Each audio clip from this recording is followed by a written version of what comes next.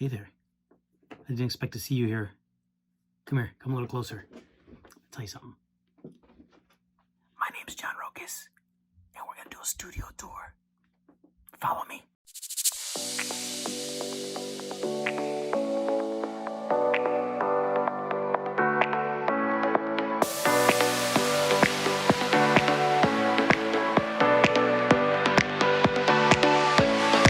So I've been looking to make this video for a long time now, like an updated video of my studio.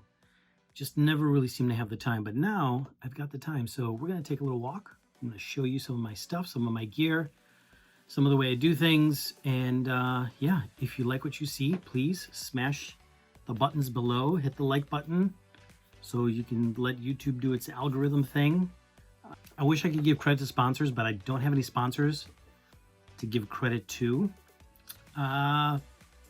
Actually, no, I'll take that back. The customer service representatives from MasterCard and Visa who call me on the 31st day of every month or later. This one's for you guys. Just so you see where all these late payments are going. They're all in here. Let's do this. All right, so starting from here, we've got some keys. We've got a Korg Sigma right up here, which the Korg Sigma is actually being routed into the Zoom 9030 effects unit, and then being routed into this EQ20, the Boss EQ20, just to kind of sweeten up the sound. Then underneath that, we have a Roland SH2000, which I also have, got to tune it every now and again. And we have the octave pedal, Boss octave pedal. Underneath that, we have a Roland D50. Had this one for a while. Great board. Used it for a very long time. Then, going over into the other side, we have a Korg Triton Extreme. Fully maxed out, all the memory, mouse card. Do a lot of like Greek, Middle Eastern sounds, those sorts of things, those types of tunings. And then right down here, we have a Korg PA4X, which is probably the main keyboard that I use for the most part right now. And I'm actually programming some of my own samples through some of these other keyboards, and flip around here, even though this is not part of the tour yet, I'm using this Alesis drum pad thing to track the drum patterns. So I'm creating my own drum patterns and styles for this. So pretty cool. And then underneath that, we have a Roland A90, just a straight piano module. All of this gets filtered into this Behringer mixer, 16-channel mixer. It's a stage box. And then that goes up into this laptop here, touchscreen. So if I ever need to record something just kind of quick here, just playing around with some sounds, I can record a vocal. I also have a talk box, just because, I don't know, but I have one. And then I do talk box stuff. So all this gets routed into here, and then it all gets fed into the main mixer all the way on the other side. I also have hidden behind here, it's a Casio CZ101. Used to use that quite a bit back in the day. And then I have the Alesis Guitar Wireless. Haven't used that yet live. I guess got to find the right moment to use it. Going back over here, I have a little harmonium type deal there. Just some extra little diddly-doos over there. And a Magnus keyboard. Very old. So it's an electric chord organ type thing.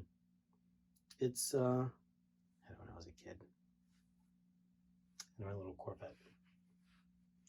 Going over into the next section over here, I've got another Korg Sigma. This one's in much better condition. Don't take this one out. I have a Farfisa Compact Duo, and I also have a Compact Single that's in storage. And then I have a Gem WS1, and then a Rhodes Mark 1. This Rhodes I actually found in the garbage, and I've been restoring it, so sounds pretty good.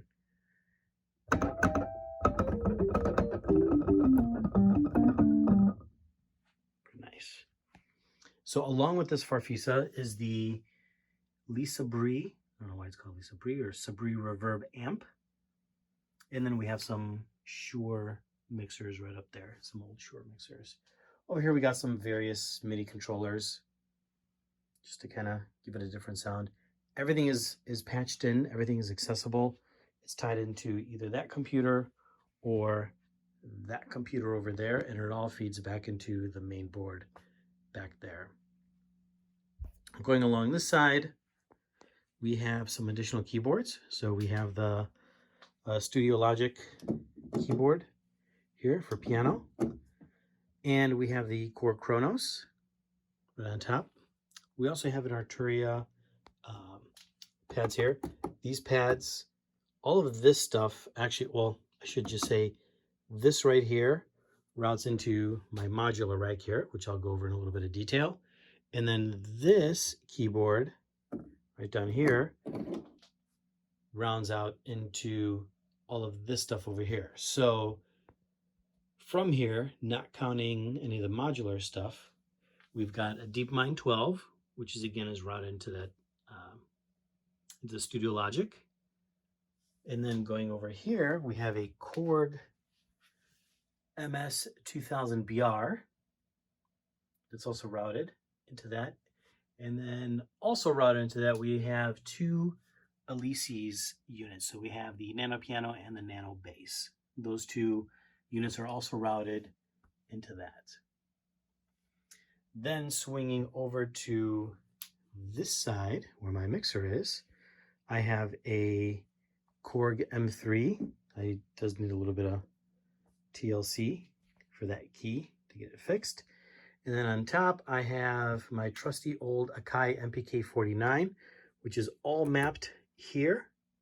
So things are great. So I can just kind of map things. I can listen to my mix here and just map things as I need them. Everything else that it's MIDI connected is connected into this MIDI timepiece. I had this thing for 18, 19 years, and it's rock solid. Never had an issue. Also have this little keyboard here. I used to take this one just to play bass on, because in a lot of the bands that I play in, we don't have a bass player, so I am stuck playing bass along with everything else. Don't use this as much. I do just have another keyboard to use for bass, or just kind of split that Korg PA4 because it's a 76 key, so I split that one. Going over into this side, I have just one. It's an Akai, the Akai Advanced. Very cool software in that Akai Advanced. It allows you to play all these other VSTs that you have without actually having to open up a DAW to get to them. So those are probably a majority of the keyboards. I do have a few other ones in storage, but for right now, that's all I have exposed out here. Drums. So here we go. Here's some drums. Got about, well, technically 3 different drum sets and then an electric one if that counts, so maybe 4, but 3 for sure. So I've got this Ludwig kit here. It's a 1960 something. It's the Black Oyster Ludwig Standard Series kit. It belonged to my father. This is the one that I use and play out live with. I also have a Sonar Signature Series kit that's in storage right now. So that one's just kind of chilling there waiting. And then we have various percussion pieces here throughout this little shelving unit.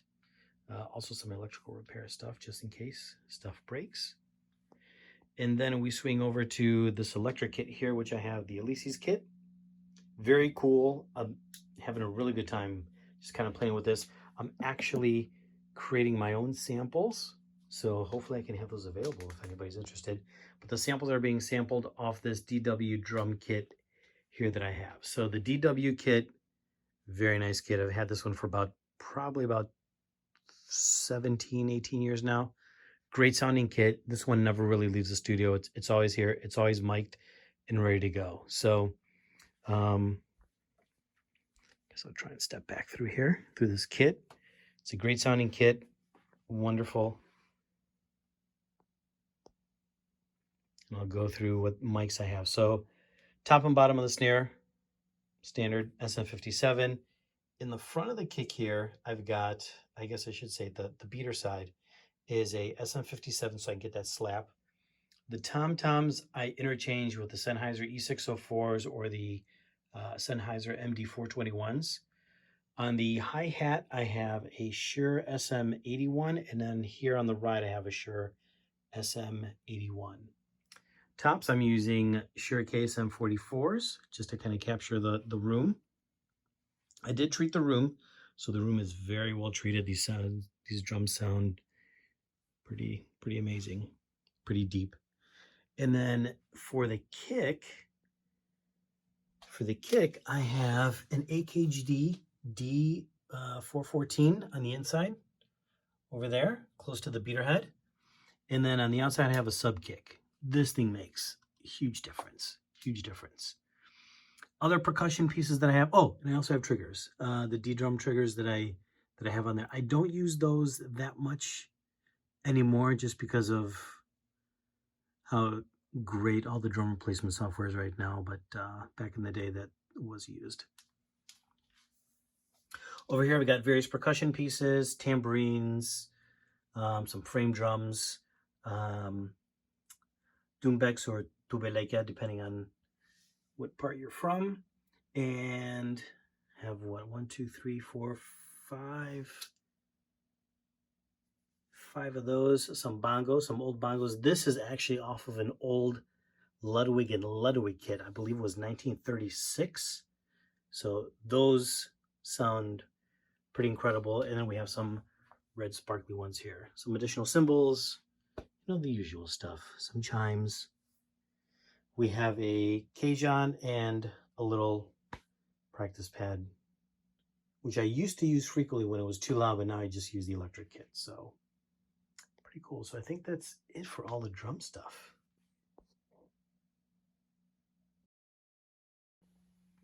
Guitars and bass. Nothing real fancy, just an old Ibanez that I've had for a really long time. I'm not really a guitar player, but I can strum chords, so I guess I kind of qualify. And then we also have an Ibanez bass. And then, well, I guess the keytar kind of counts as a guitar too. I don't know. And then over here we have some Greek instruments. We have a dzura, a baklama, and a bouzouki. So those are the three kind of traditional rebetika instruments that they use in Greece. I do also have some acoustic guitars hanging out on the wall when you walk down towards the studio, but those don't really get used that much. And here we have my new project, which is a modular kit.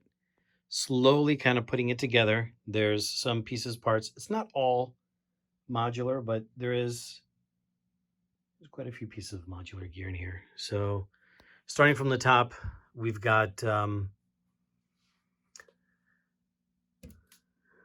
clouds, plates, rings, those sorts of things coming in.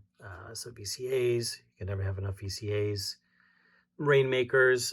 I'm more into having some of the effects. So I'm really not into the bleeps and bloops, more effect-wise. But we are getting some pretty cool sounds out of here. So that's a good portion of the modular stuff. And then we have some guitar amps and those types of things. We have the 11 rack and a Yamaha SPX90, good old trusty Lexicon reverb. Of course, obviously saw the Behringer. And then I have the Clark Technics 1176 LA2As and the Pultec EQs, along with an Art preamp on this side. Then going up to here, this is actually made specifically for the bouzouki. It's made in Greece. It took a long time to get this here. I have a converter down here below to transfer from 220 to 110.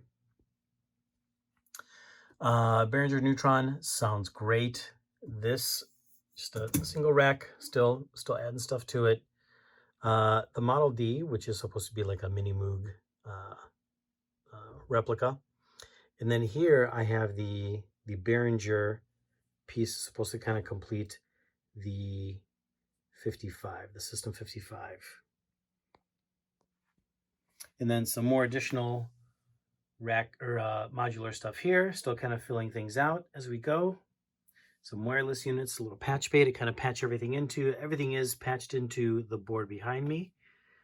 Obviously you saw the Korg earlier, and then we also have the 2600, the Behringer 2600, which is supposed to be the Korg 2600 or the ARP 2600. Very sweet synth. Panning over to this side, this is my makeshift mic locker, which is really bad. So I've got some mics in here.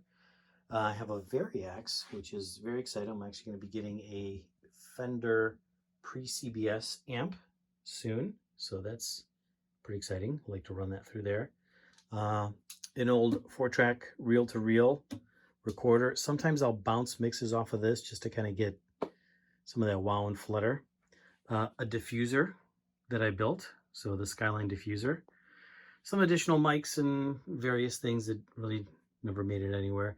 This is my editing PC where I'll edit videos. It also functions as my Vienna Ensemble machine. So this is one of 3 Vienna Ensemble machines that I have.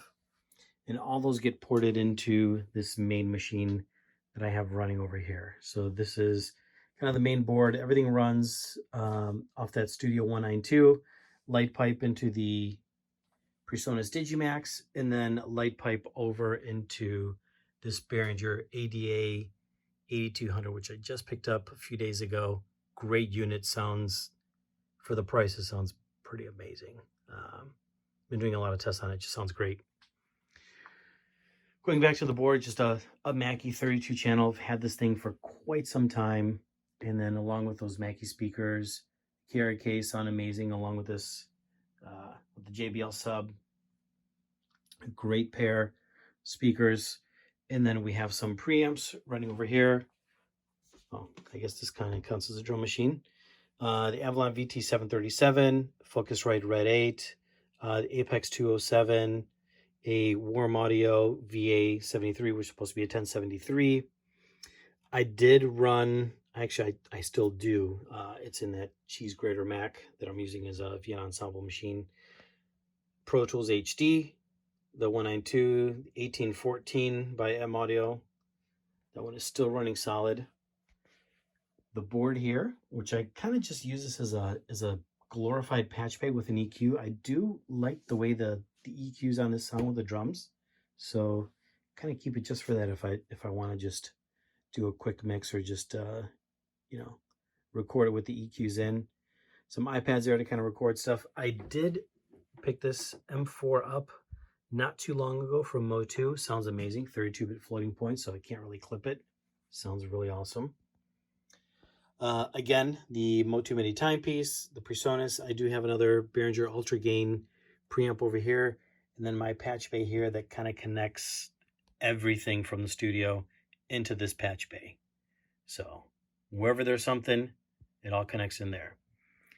The other cool piece is here, if I'm playing a virtual instrument, I have another monitor up here that I can use along with a second keyboard and mouse. So if I ever need to get to anything, I can just have the VST up here if I'm doing any programming. I never really have to leave, and I can just do all my controls from there. Alongside with that, these 2 monitors, actually these 4 monitors, are shared with that one machine right down there that I have.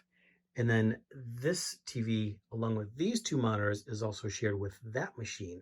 So I did upgrade that Mac as much as I could just to be able to do that. Alongside here, I do have a Neumann U87 that goes into that Avalon VT737. And this is handy for when I'm doing voiceovers, or if somebody's cutting a movie and they need to do a voiceover for that movie, they can actually see the movie that they're doing or see that part that they need to narrate, and then have the mic here capture everything. So that's pretty much the entire studio in a nutshell. We'll probably get into a little bit more detail as things are kind of progressing down here. And yeah, Thanks for watching. Hope you guys enjoyed it. Leave your comments below. Enjoy it. Thank you, and keep making music.